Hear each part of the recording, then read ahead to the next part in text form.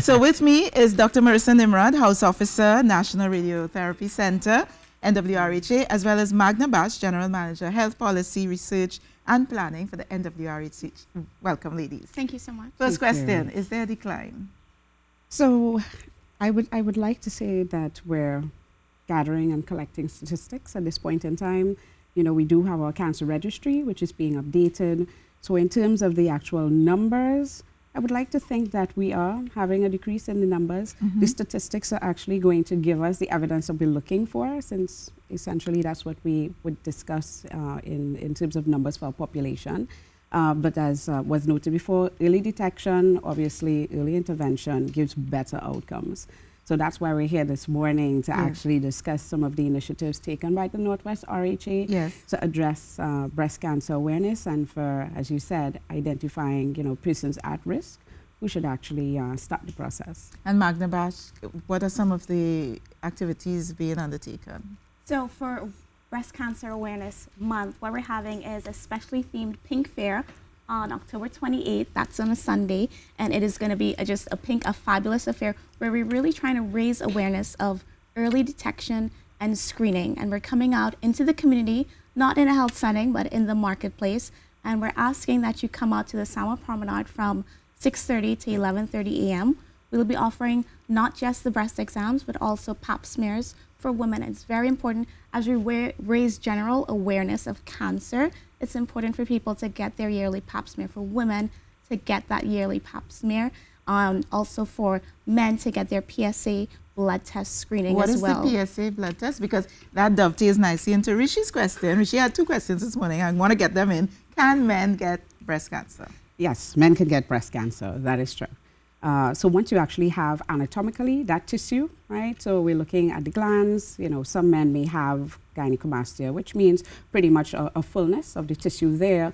Once there's tissue there, you can actually develop a breast lump. And ironically, most men probably don't look for it. So if they feel it, they may pretty much not even identify or think that they may be at risk of developing it. So yes, you can have breast cancer occurring in men.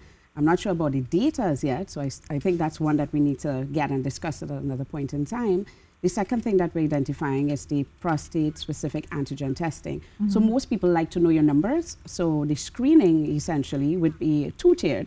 So it's supposed to be the blood test, and then we would do that, you know, forbidden digital rectal exam, which most men, you know, obviously have their phobia. That might be a nice one to do as well. I'll let Rishi do that one. Just leave me alone. I'm doing one. I need to have Rishi or Carrie. Yes. So looking at that, you know, we definitely try to find the persons, you know, would have a family history, or screening really means looking at the population with no symptoms as identified. So that's why it's an awesome idea to come and partake in our health fair, our initiatives. And it's October 28th. Yes. And how can people just turn up, or they have to pre-register, or they just turn up? They just turn up. So this is a routine thing that the Northwest Regional Health Authority does. We go out into the community. So generally throughout the month, we're in the Digger Martin Market. This Sunday, we're in the Central Market, which is in Port of Spain, from, again, 6:30 to 11:30 a.m. And so you come out and you get your healthy lifestyle passport, and you get screened, and you find out what your numbers are. So not just cancer awareness, but also for blood cholesterol, blood pressure. So this is what you would get. That's what and you get. And you get to keep it? And you get to keep it. Yeah, okay. So you get this healthy lifestyle passport, you know your numbers, and then you can actually make those lifestyle changes. So we're not just offering the testing, but we're offering education, and we're offering counseling. So I'm seeing things as well. like, do you have diabetes, high blood pressure, heart disease? So it's a checklist, a medical checklist. It's a medical checklist, and then we offer the screens as well. So glucose, hypertension, cholesterol, body mass index. We want to really encourage the population to take charge of their health, come out to our outreaches and get hooked on good health with Northwest. So you come out every time you have one, you walk with your passport, and you update it. You get to update it. New numbers. That's a really good idea. Yes. I like that. Yeah. So you get your passport. Make sure and get your passport, the healthy lifestyle passport from the Northwest Regional Health Authority. Thank you so much, Magna Bash. But it would be remiss of me to leave this studio without letting people know who this lady really is next to me. For those of you who could remember Rikki Tikki, do you remember the lady, the young girl with the two plaits who used to do the sign language? Sign language, remember? Yeah, I know. Marissa? Yes? You thought I forgot. I could never forget. So you have two Rikki Tikki people in studio this morning, Marissa Nimrod.